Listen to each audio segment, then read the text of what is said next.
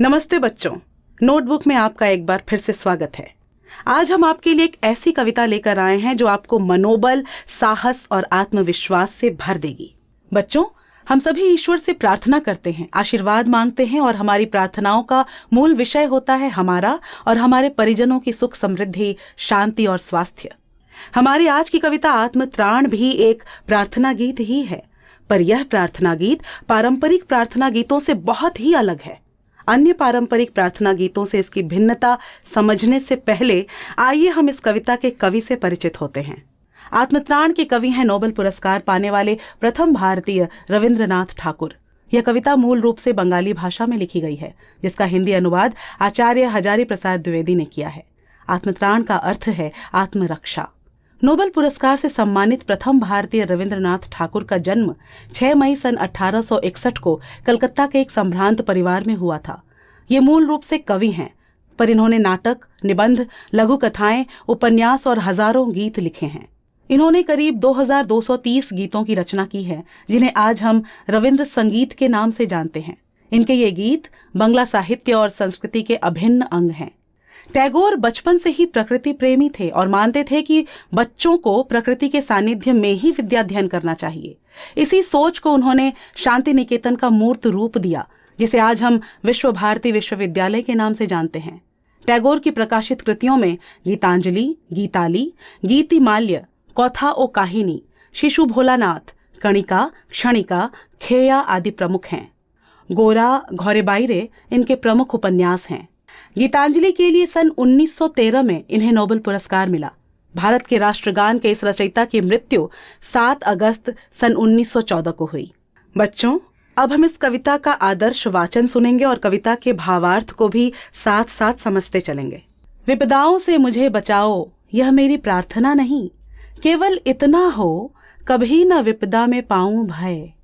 कवि आमजनों की तरह भगवान से यह प्रार्थना नहीं करता कि प्रभु आप मुझे मुश्किलों, विपदाओं और विपत्तियों से उबार लो, बल्कि यह प्रार्थना करता है कि ईश्वर उसे इन मुश्किलों का सामना करने का साहस दें।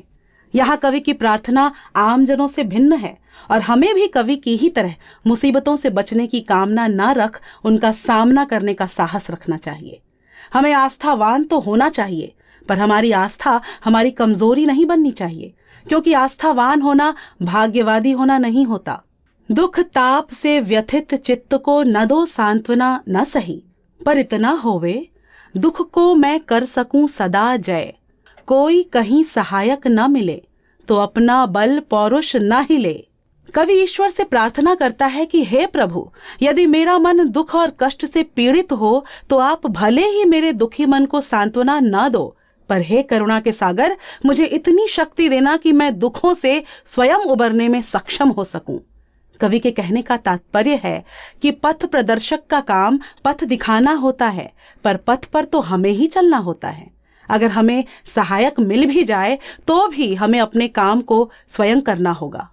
वह ईश्वर से यह प्रार्थना नहीं करता कि उसे दुख न मिले, बल्कि यह चाहता है कि दुख से भिड़ने की ताकत उसमें सदा रहे। जीवन के पथ पर दुख सुख धूप छांव की तरह होते हैं। इनसे कोई बच नहीं सकता है। इन्हें स्वीकार कर इनसे लड़ने के लिए तैयार होना ही तो जीवन है। हानि उठानी पड़े जगत में, लाभ अगर वंचना रही, तो भी मन में न मानू क्षय। मेरा त्राण करो अनुदिन तुम, यह मेरी प्रार्थना नहीं, बस इतना होवे तरने की हो शक्ति अनामय। कवि कहते हैं कि प्रभु, अगर मुझे संसार में हानि ही हानि उठानी पड़े और लाभ बस धोखा तथा छलावा बनकर रह जाए, तब भी मैं हार न मानूं और यह मानकर कहीं बैठ न जाऊं कि मेरा तो सर्वनाश हो गया। आपसे मैं यह प्रार्थना नहीं करता कि आप प्रत्येक दिन मेरी रक्षा करो, मुझे सुरक्षित रखो, मुझे कोई कष्ट ना हो, बल्कि मैं तो बस इतना चाहता हूं कि स्वस्थ मन से हर संकट से तरने की शक्ति मुझ में रहे। बच्चों, कवि की यह प्रार्थना कितनी साहसपूर्ण लगती है।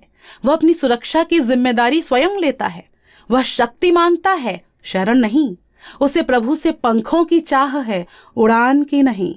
मेरा भार अगर लघु करके न दो सांत्वना नहीं सही, केवल इतना रखना अनुनय, वहन कर सकूं इसको निर्भय, नत शिर होकर सुख के दिन में, तब मुख पहचानूं छिन छिन में।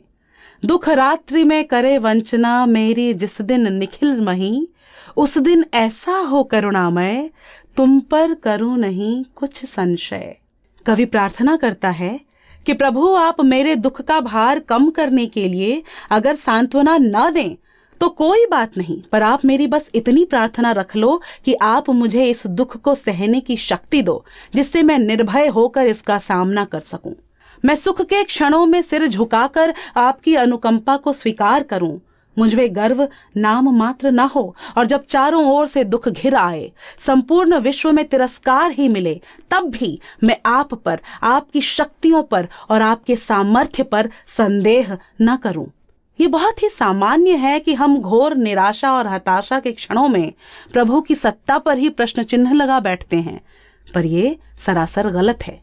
कवि कहते हैं कि घोर निराशा और उपेक्षा के क्षणों में भी उसका विश्वास न डिगे और उसके मन में प्रभु की प्रभुता के प्रति कोई प्रश्न न उठे। तो बच्चों, इस प्रकार हम देखते हैं कि कवि की यह प्रार्थना दीन दैन्य भाव की न होकर आत्मविश्वास और साहस से परिपूर्ण है। हमें विश्वास है कि आप कविता के मर्म को समझ गए होंगे। इस कविता के भावार्थ को संक्षेप में समझने के लिए आप हमारा अगला वीडियो अवश्य देखिए। तब तक के लिए हम विदा लेते हैं।